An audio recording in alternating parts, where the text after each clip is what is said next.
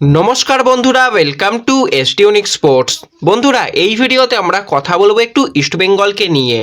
East Bengal Reliance foundation development লিগের জন্য বেশ কিছু দুর্দান্ত প্লেয়ারকে নিয়েছে।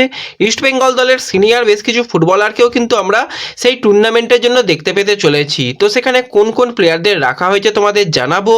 ইস্টবেঙ্গল দলের গুরুত্বপূর্ণ সুপার কাপ দলের সদস্য ছিল বোরজা হেরিরা। সেই বোরজা কিন্তু আবারও ইস্টবেঙ্গল দলে ফেরার বার্তা দিল। সেই নিয়ে কথা বলবো, একটু আইএসএল নিয়েও আমরা আলোচনা করব এই ভিডিওতে। তাই ভিডিওটা শুরু থেকে শেষ পর্যন্ত দেখার অনুরোধ করলাম। আর ভিডিও ভালো লাগলে ভিডিওতে লাইক দিয়ে 500 লাইকের টার্গেট আমাদের পূর্ণ করে দিও। আর যারা চ্যানেলে প্রথমবার এসেছো, চ্যানেলটাকে সাবস্ক্রাইব করে পাশের বেল আইকনটাকে অন করে রেখো। আর ফেসবুক পেজ থেকে ভিডিও দেখলে ফেসবুক পেজটাকে ফলো করে নিও।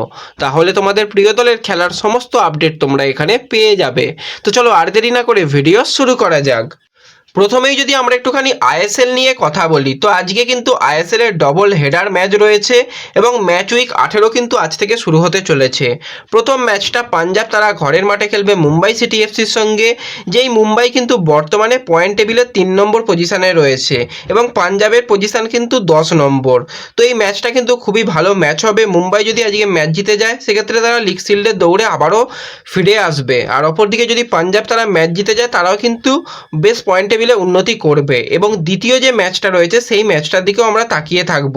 কেরালা ব্লাস্টার্স তারা শেষ ম্যাচ যেভাবে খেলেছিল, ব্রিলিয়ান্ট ম্যাচ খেলেছিল, তো তারা কিন্তু ম্যাচ খেলতে চলেছে গুরুত্বপূর্ণ ম্যাচ বেঙ্গালুরু এফসির সঙ্গে। তো বেঙ্গালুরু কিন্তু যথেষ্ট পিছিয়ে পড়েছে। তো এই ম্যাচটার দিকেও আমরা তাকিয়ে থাকবো, দুটো দল কীরকম ফুটবল খেলে। একটা হাই ভোল্টেজ ম্যাচ হবে, এটুকু আমরা বুঝতে পারছি। তো এই ম্যাচগুলোর কিন্তু তোমরা স্কোর লাইন প্রেডিকশান করতে পারো। তো এরপর যদি আমরা সরাসরি একটুখানি ইস্টবেঙ্গলের দিকে চলে আসি, তো ইস্টবেঙ্গল কিন্তু আজ দুপুর 2:30 থেকে খেলতে চলেছে অ্যাডামাসের সঙ্গে ব্যারাকপুর স্টেডিয়ামে প্রথম ম্যাচ রিলায়েন্স ফাউন্ডেশন ডেভেলপমেন্ট লিগের জন্য।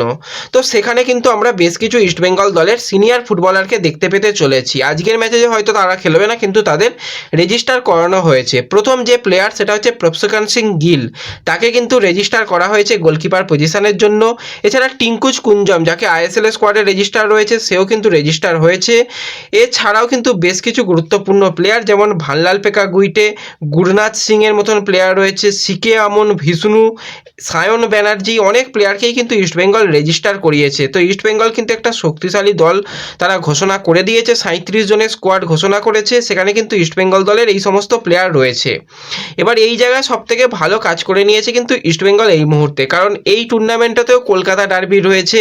তো কলকাতা ডার্বি কথা মাথায় রেখেই কিন্তু প্রফসকান সিং গিল সেই ম্যাচে তাকে যদি খেলানো যায়, সেই জন্যই কিন্তু তাকে রেজিস্টার করিয়ে নেওয়া হয়েছে। এবং ম্যাচগুলো খুবই ইম্পর্টেন্ট ম্যাচ হয়ে যাবে পরবর্তী সময়। এবং এই টুর্নামেন্টে গত সিজনেও আমরা দেখেছিলাম খুব ভালো ইস্টবেঙ্গলকে ফুটবল খেলতে।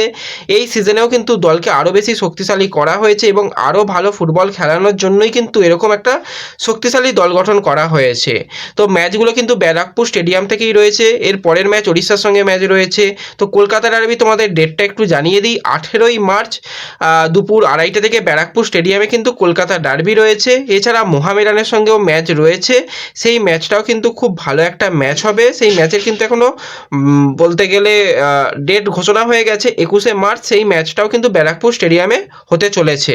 তো এরকমই মোটামুটি শিডিউল বেরিয়ে এসেছে। শিডিউলটা আমি ফেসবুক পেজে শেয়ার করে দিয়েছি, যারা এখনও সেই শিডিউল দেখোনি অবশ্যই কিন্তু একটুখানি চোখ বুলিয়ে নিতে পারো, সেখানে সমস্ত আপডেটই দিয়ে থাকছি। তো পরপর কিন্তু ম্যাচ রয়েছে ম্যাচগুলো, এবং গ্যাপ খুবই কম, তবুও প্লেয়াররা চাইবে ভালো ফুটবল খেলতে। তো এরপর যদি আমরা সরাসরি কথা বলি একটুখানি বোরজা হেরিটাকে নিয়ে, তো বোরজা যেরকম ফুটবল খেলেছিল ইস্টবেঙ্গলের জার্সি গায়ে, ব্রিলিয়ান্ট ফুটবল খেলেছিল। আর এখন এফসি গোয়াতে গিয়েও কিন্তু খুব ভালো ফুটবল খেলছে। লাস্ট ম্যাচটা যারা দেখেছিলে, বোরজা নামার পর লাস্টের 10 মিনিট যেভাবে গোয়া ফুটবল খেলেছিল, অসাধারণ ফুটবল। তো সেই বোরজা হেরিরা কিন্তু ইস্টবেঙ্গলে ফেরার বার্তা দিল। তো আজকে ইস্টবেঙ্গল দলের গুরুত্বপূর্ণ বিদেশি প্লেয়ার, সেখানে জর্ডান এলসের জন্মদিন, এবং জর্ডান এলসেকে শুভেচ্ছা বার্তা পাঠানোর জন্য বোরজা হেরিরা তার সোশ্যাল মিডিয়াতে শেয়ার করেছে হ্যাপি বার্থডে এবং সি ইউ সুন এরকম একটা ইমোজি দিয়েছে। এর আগেও আমরা দেখেছিলাম এই সিউ সুন যারা বলে তারা কিন্তু পরবর্তী সময় ইস্টবেঙ্গলে ফেরে, সেই ক্ষেত্রে কিন্তু অবশ্যই বলতে হয় জর্ডান এলসের কথা। এর আগে আমরা দেখেছিলাম জর্ডান এলসের ক্ষেত্রেও সেখানে সিভেরিও টোরো যখন জন্মদিন ছিল তখন জানিয়েছিল জর্ডান এলসে যে সিউ সুন খুব তাড়াতাড়ি দেখা হবে, এবং ইস্টবেঙ্গলেরই প্লেয়ার লোনে গেছে। পরবর্তী সময় আমরা আশা করি সামার ট্রান্সফার উইন্ডোতে বোরজা হেরিরা আবারও ফিরে আসবে, এবং বোরজা যে ফুটবলটা খেলেছে তার থেকেও ভালো ফুটবল খেলবে, কারণ অ্যাটাকিংয়ের অবস্থা ভিক্টরের দিকে যেটা দেখছি, ভিক্টরের হয়তো বল বাড়াচ্ছে ভালো, কিন্তু বোরজা যেরকমভাবে নিজে অনেকটা দায়িত্ব নিত, অনেকটা মাঠ জুড়ে খেলতো, সেই খেলাটা কিন্তু এখনও পর্যন্ত ভিক্টরের কাছ থেকে দেখা যাচ্ছে না। তো সেক্ষেত্রে সকলেই চাই বোরজাকে আবার ফিরিয়ে আনতে, সেটা আর এখন তো সম্ভব নয়। সামার ট্রান্সফার উইন্ডো ওপেন হলে নেক্সট সিজনে কিন্তু বোরজা আবারও ফেরার বার্তা দিল, এটা কিন্তু একটা বড় সুখবর ইস্টবেঙ্গলের জন্য। তো এই ভিডিওতে তোমাদের এইটুকুই ছোট্ট আপডেট শেয়ার করার ছিল। ভিডিও ভালো লাগলে ভিডিওতে লাইক করে দিও, চ্যানেলে যারা প্রথমবার এসেছো চ্যানেলটাকে সাবস্ক্রাইব করে দিও, ফেসবুক পেজ থেকে ভিডিও দেখলে ফেসবুক পেজটাকে ফলো করে নিও, এবং ভিডিও একটু সকলের সঙ্গে শেয়ার করে দিও।